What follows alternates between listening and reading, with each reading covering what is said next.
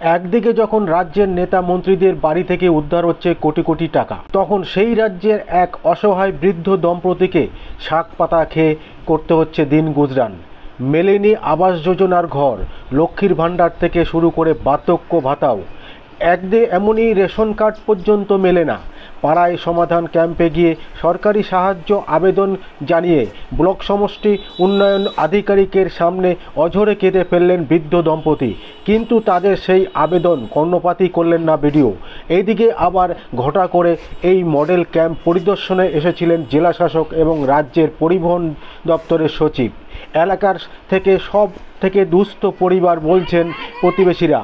প্রশাসন এবং জনপ্রতিনিধিদের ভূমিকায় বড় প্রশ্নচিহ্ন। তৃণমূল থাকলে কোনো সমস্যারই সমাধান হবে না, খোঁচা বিজেপির। শুরু হয়েছে তরজা। মালদার হরিশ্চন্দ্রপুর 1 নম্বর ব্লকের তুলসীহাটা গ্রাম পঞ্চায়েতের বাড়িয়াল গ্রামের বাসিন্দা কালিমুদ্দিন বয়সের ভারে আর কাজ করতে পারেন না। বাড়িতে রয়েছে স্ত্রী এবং বিশেষভাবে সক্ষম ছেলে। প্রায় 15 বছর আগে ভেঙে গেছে সেই ঘর। সেই ভগ্নপ্রায় জরাজীর্ণ ঘরেই দিন কাটান। কোনো রকম সরকারি সাহায্য পান না তারা। তার স্ত্রী শামেনুর বিবি মুখ্যমন্ত্রী স্বপ্নের প্রকল্প লক্ষ্মীর ভাণ্ডারের সুবিধা পান না। মেলেনি আবাস যোজনার ঘর, বার্ধক্য ভাতাও পাননি কালিমুদ্দিন। চলুন দেখে নেব সেই চিত্র। আপনারা দেখছেন নিউজ নদিয়া এক্সপ্রেস। চ্যানেলটিকে সাবস্ক্রাইব, লাইক, শেয়ার এবং ফেসবুক পেজটি ফলো করুন আর দেখুন নিউজ নদিয়া এক্সপ্রেস।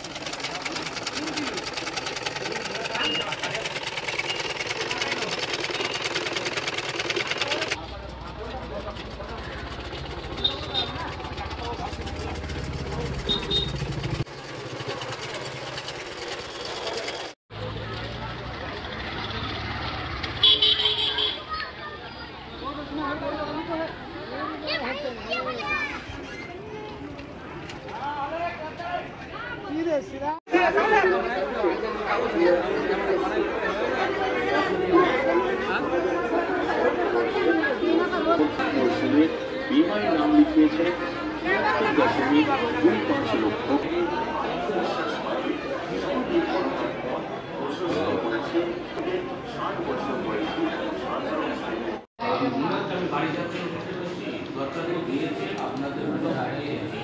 সরকার যখন টাকা দেবে তখন পাবেন, আমাকে বললে যদি সব হয়ে যেত তাহলে আমি সবার টাকা বাড়ি করি। ঠিক আছে, রিকমেন্ড অফ কোল ইলেকট্রিক কোল বিষয়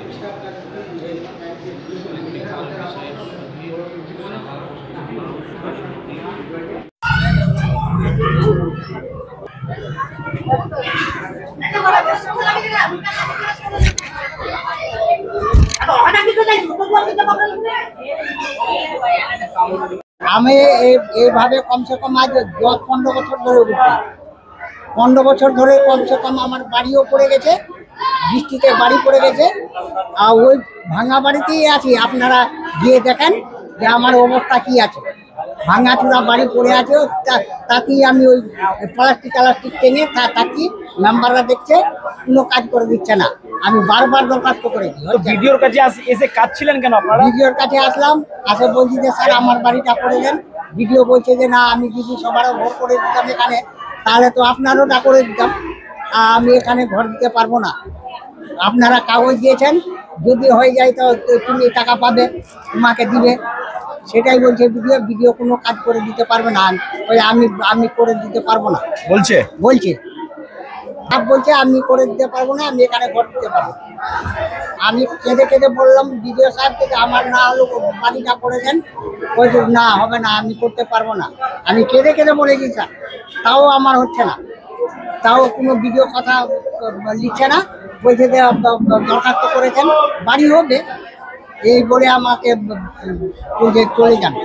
আর কত গরিব হবো আমি, আর কি করতে হবে, আর কত গরিব হবো যে আমাকে বাড়ি বিডিও সাহেব দিবে। তারা 2-3বার ঘর পেয়েছে সরকারের, তাদেরকে বারবার 3-4বার ঘর দিচ্ছে। যাদের বিল্ডিং এর বাড়ি আছে তাদেরকে ঘর দিচ্ছে, আমরা পাই না। আমরা দরখাস্ত করু বিডিওদের, মেম্বারদের, প্রধানদের কাছে গিয়েও আমাদের কোনো কাজ হয় না। কেন যে আমরা টাকা পয়সা দিতে পারি না, বিডিওকে, মেম্বারকে, প্রধানকে টাকা দিতে পারি না, আমাদের কাজ হয় না। আমরা গরিব মানুষ, তো আমরা খেটে খাওয়া মানুষ, টাকা কোথায় পাবো? আমরা তো কাগজ জেরক্স করার টাকা পাই না, যে কাগজ জেরক্স করে জমা করবো, আমার এটা কাজ হবে, সেটাও তো করতে পারি না। আপনি কি করেন? আমি ওই চিরাফাটা সেলাইয়ের কাজ করি, চিরাফাটা সেলাইয়ের কাজ করে আমি সংসার মেনটেন করি। কোনো মতো আমার দিন যায়। ভাতা পান? না, আমি ভাতাও পাইনি, আমার কিছু নাই, মানে সরকারি কোনো প্রকল্প নাই। আমাকে রেশন কার্ড দিয়েছে, এই লম্বা বড়, মানে মাসে 2 কিলো করে চাল পাবেন, গম পাবেন 2 কিলো মাত্র। ওটাও চেঞ্জ করতে বললাম, হবে না, হচ্ছে না, হবে না, যেটা আছে সেটাই বেলে থাকবে, তোমার আর হবে না, ছোট কার্ড হবে না। ওই বড় কার্ডের মালেই তুলছি না, কি করবো? 2 কিলো মাসে চাল। আর ভাতাও পান না? বিদ্যুৎ ভাতা? না, বিদ্যুৎ ভাতা নাই, কিছু নাই। আমার সরকারি ফেসিলিটি মোটেই 1 পয়সার নাই, কিছু নাই। না, 1 পয়সার সরকার আমাকে দেখাতে পারবে না যে ওকে ফেসিলিটি দিয়েছে। 1 পয়সা বলতে পারবে না কোনো সরকার, কোনো বিডিও, কোনো মেম্বার, কোনো প্রধান বলতে পারবে না। কি চাইছেন এখন কাকা আপনি?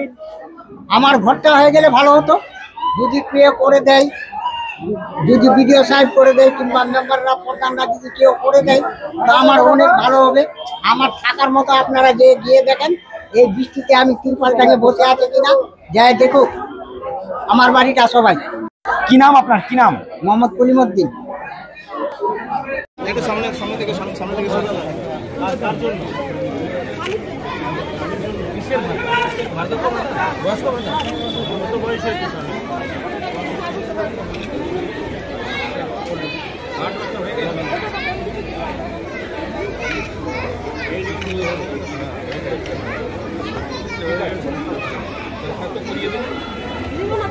স্যার ডকুমেন্টার পাচ্ছেন তো আপনি? ছুটি কিছু পঞ্চায়েত ব্লক হচ্ছে, দেখি একটু দেখি।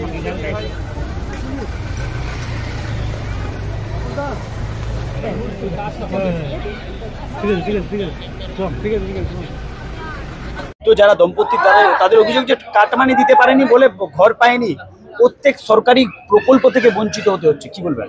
শুনুন, বিগত দিনে কি হয়েছে না হয়েছে আমি জানি না, কিন্তু বর্তমানে অবশ্যই আমাদের কাছে অভিযোগ আসলে সেটা আমরা খতিয়ে দেখব এবং তার পাশে সম্পূর্ণরূপে পাশে থাকার আমরা চেষ্টা করব এবং আমাদের যা যা সরকারি সুবিধা আছে তাকে পাইয়ে দেওয়ার আমরা ব্যবস্থা করে দেবো। এতদিন পাইনি কেন তাহলে? শুনুন, বিগত দিনে আমরা এখানে দায়িত্বে ছিলাম না, এখন এসছি, কিন্তু পঞ্চায়েত বিরোধী রয়েছে, তবুও আমরা চেষ্টা করব উনি যেন সব রকম সুযোগ সুবিধা আমাদের রাজ্য সরকারে পান। বিগত দিনে পায়নি ঠিক আছে, কিন্তু এখন বর্তমানে উনি এই পূর্ব রাড়িয়ালেরই বাসিন্দা, উনি সত্যি খুবই গরিব, তিনি পাওয়ার যোগ্য সমস্ত রকম স্কিম, যে সমস্ত স্কিম তিনি পাননি সেই সমস্ত স্কিম আমরা রাজ্য সরকারের দূত হিসেবে এবং প্রতিনিধি হিসেবে আমরা তার বাড়িতে পৌঁছে দেওয়ার আমরা সমস্ত রকম ব্যবস্থা গ্রহণ করব। শুনুন, আজকে আমরা এই দুয়ারে সরকার ক্যাম্পেই সেই দম্পতিকে আমরা দেখতে পাই এবং তার সঙ্গে আমরা ব্যক্তিগতভাবে তার বাড়িতে গিয়ে আলোচনা করব, তার কি কি অভাব অভিযোগ রয়েছে। আমরা মুখ্যমন্ত্রীর দূত হিসেবে তার বাড়িতে যাব এবং তার সমস্ত রকম সুযোগ সুবিধা তার পাশে আমরা দাঁড়াবো। আপনার নাম, আপনার পরিচয়? আমার নাম আবুল হোসেন আশরাফি, অঞ্চল সভাপতি, তুলসাটা অঞ্চল তৃণমূল কংগ্রেস। দেখুন, এই যে প্রকল্পটা চালু হয়েছে, আমাদের পাড়া আমাদের সমাধান যে করতে বসেছে তৃণমূল সরকারের তরফ থেকে, এটা রাজ্য সরকারের তরফ থেকে বলবো না, বলবো তৃণমূলের তরফ থেকে। তৃণমূল এই যে 2026-এ যে নির্বাচন, বিধানসভা নির্বাচন, এটাকে সামনে রেখে লোককে আবার নতুন একটা ভাওতা দিতে চলেছে। আমার পাড়া আমাদের সমস্যার সমাধান, এই যে ভাওতাবাজি যদি সমাধানই হতো তাহলে আজ এতদিন ধরে তৃতীয়বার ক্ষমতায় এসছে, প্রায় 14 বছর পার হতে চলল, এখন পর্যন্ত মানুষের সমাধান হয়নি, সমস্যার সমাধান হয়নি। একজন বৃদ্ধা সে না পেয়েছে প্রধানমন্ত্রী আবাস যোজনার ঘর, না পেয়েছে বয়স্ক ভাতা, না পেয়েছে অন্য কোনো কিছু সরকারি সুযোগ সুবিধা, রাজ্য সরকারের কোনোটাই পায়নি। 14 বছর ধরে যখন সরকার ওকে নিজের সুযোগ সুবিধা পাইয়ে দিতে পারলো না, এই যে নির্বাচন এই কদিনের মধ্যে কি করে সমাধান করে দিবে? এগুলো সব ভাওতা। মানুষকে, জনসাধারণকে, পশ্চিমবঙ্গের মানুষকে আবার বোকা বানানোর প্রচেষ্টা চলছে। কিন্তু মানুষ এখন সচেতন হয়ে গেছে, তারা কিন্তু আর তাদের ফাঁদে পা দেবে না। এবার তারা ঠিক করে নিয়েছে যে এই সরকারকে ডাস্টবিনে ফেলতেই হবে। যদি প্রকৃত সমাধান চায় রাজ্যের মানুষ, নিজের সমস্যার যদি প্রকৃত সমাধান চায়, পশ্চিমবঙ্গের মানুষকে যদি সুস্থভাবে বাঁচাতে চায়, তাহলে পরে কিন্তু এই সরকারকে ডাস্টবিনে ছুঁড়ে ফেলতেই হবে। এটা মানুষ ঠিক করে নিয়েছে। আর গণতন্ত্রের মধ্যে সর্বশেষ কথা কে বলে? জনসাধারণ বলে, জনতা জনার্দন বলে। জনতা জনার্দন ঠিক করে নিয়েছে, মনের মধ্যে ঠিক করে নিয়েছে এই সরকারকে ডাস্টবিনে ফেলবে। তাছাড়া বিডিও সাহেবের কাছে গেছেন একটা সমস্যা নিয়ে, ওনার এলাকার মানুষ, ওনাকে তো শোনা উচিত, ওনাকে তো সাড়া দেওয়া উচিত।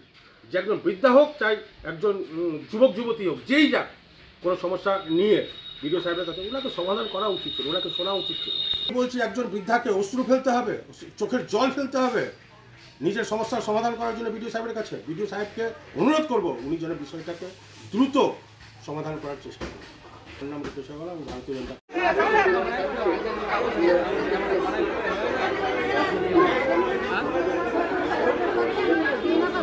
মরসুমে বিমায় নাম লিখিয়েছে 3.5